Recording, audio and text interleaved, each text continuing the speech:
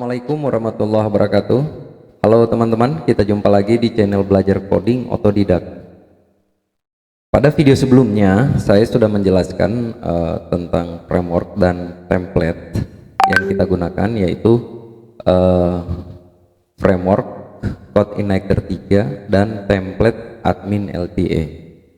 Nah, juga saya sudah menjelaskan tentang secara umum tentang template kasir ini ya, yang nantinya seluruh transaksi akan terkoneksi dengan data barang atau stok barang, dan juga akan terkoneksi dengan laporan keuangan, sehingga nanti pada aplikasi ini kita akan bisa monitor stok barang, juga kita bisa monitor penjualan ya, berapa omset, berapa profit ya, kurang lebih seperti itu.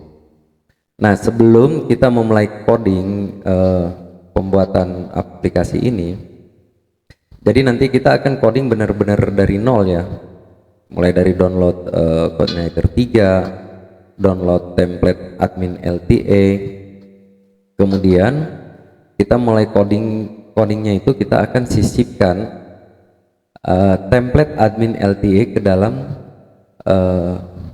framework CodeIgniter 3.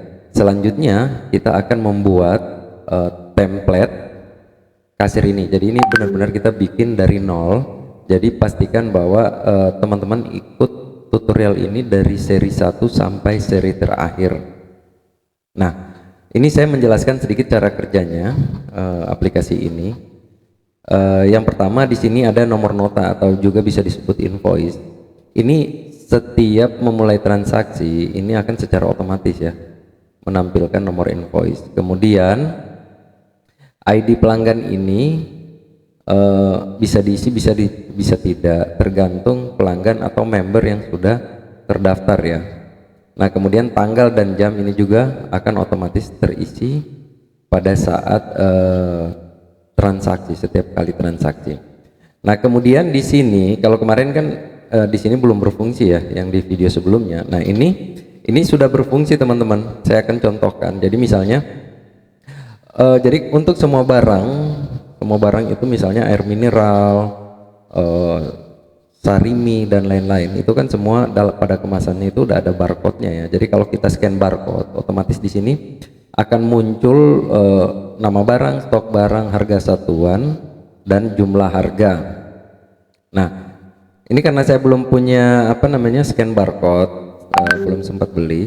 Nah, saya contohkan ini saya menggunakan barcode angka yang saya bikin sendiri. Misalnya kode barangnya itu 111. Nah, di sini teman-teman perhatikan langsung muncul ya nama produknya ya, nama barangnya. Di sini sedap minyak goreng, stoknya ada 11.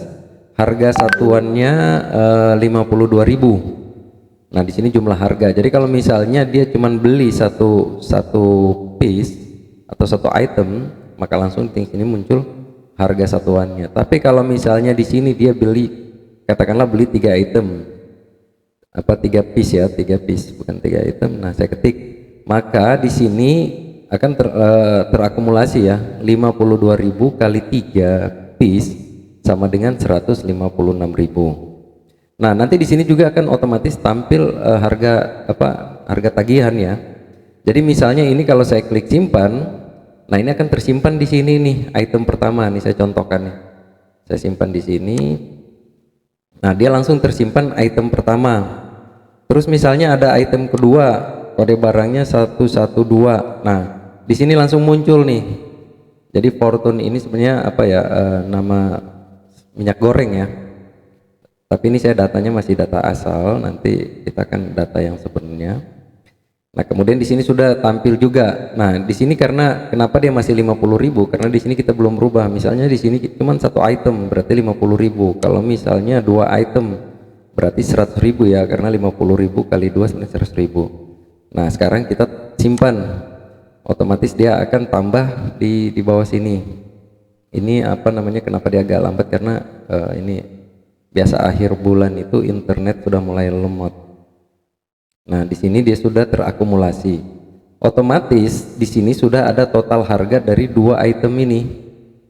dua item, satu itemnya 3 piece, satu itemnya 2 piece, jadi ada 5 piece ya, 2 item 5 piece, itu total harga 256.000. Nah, misalkan ada diskon di sini, misalnya katakanlah ada diskon 3%, di sini saya ketik 3, maka nilai diskon adalah 7.680, total harga menjadi 248.320, artinya 256.000 kurang 7.680 sama dengan 248.320. Nah, angka ini otomatis sudah ada di sini nih, 248.320. Ini tagihan yang harus dibayarkan oleh customer atau pembeli atau pelanggan. Nah, di sini total harganya atau total tagihannya 248.320. Nah, misalkan si pembeli itu bayar dengan pecahan 250.000, maka di sini akan otomatis muncul nominal kembalinya ya, berapa yang harus kita kembalikan kepada si pelanggan. Nah, pada saat kita simpan secara otomatis stok barang ini akan berkurang. Ini kalau 11 dikurangi 2 maka akan sisa 9. Begitu juga yang tadi produk sebelumnya yang ini ya. Nah, itu akan otomatis. Dan nilai penjualan ini otomatis akan masuk ke data laporan penjualan atau laporan keuangan. Nah, jadi seperti itu teman-teman cara kerja aplikasi ini. Kemudian yang berkaitan dengan ID pelanggan, nah ini nanti kita bisa koneksikan dengan satu aplikasi lagi, poin ya. Biasa kalau kita belanja, kalau ada katakanlah di minimarket gitu, member, nah itu biasa pada saat scan member, nah dari nominal belanja kita itu akan menambah poin. Nah, poin itu bisa kita tukarkan misalnya dengan diskon, atau misalnya kita tukarkan dengan barang-barang tertentu. Nah, itu juga nanti akan kita bikin aplikasi seperti itu, sehingga pelanggan-pelanggan kita atau member kita itu punya poin-poin tertentu yang bisa mereka tukarkan, atau mungkin bisa dijadikan juga rupiah yang bisa menjadi cashback ya. Jadi kurang lebih seperti itu teman-teman. Untuk itu saya pastikan untuk itu teman-teman pastikan bahwa ikuti dari awal, karena ini kita benar-benar dari nol kita coding untuk membuat aplikasi seperti ini. Karena aplikasi seperti ini untuk retail atau toko-toko kelontong gitu ya. Ini sebenarnya sangat penting untuk kita memonitor keuangan, memonitor stok barang, sehingga kita punya analisis, kita punya perencanaan untuk pengembangan usaha. Nah teman-teman, jadi kurang lebih seperti itu cara kerja aplikasi keuangan yang akan kita buatkan.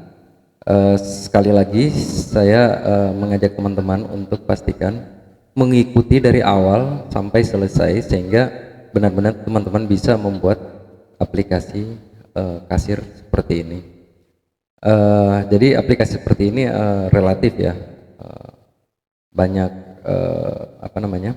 banyak pilihan ya, dari sisi tampilan, kemudian penggunaannya. Nah itu hal yang relatif. Nah yang akan teman-teman ikuti dalam beberapa seri video di channel Belajar Coding Otodidak ini adalah versi saya. Oke teman-teman, untuk video berikutnya kita akan memulai download framework dan admin LTE. Kemudian kita akan mulai ngoding untuk pembuatan template kasir ini ya. Dan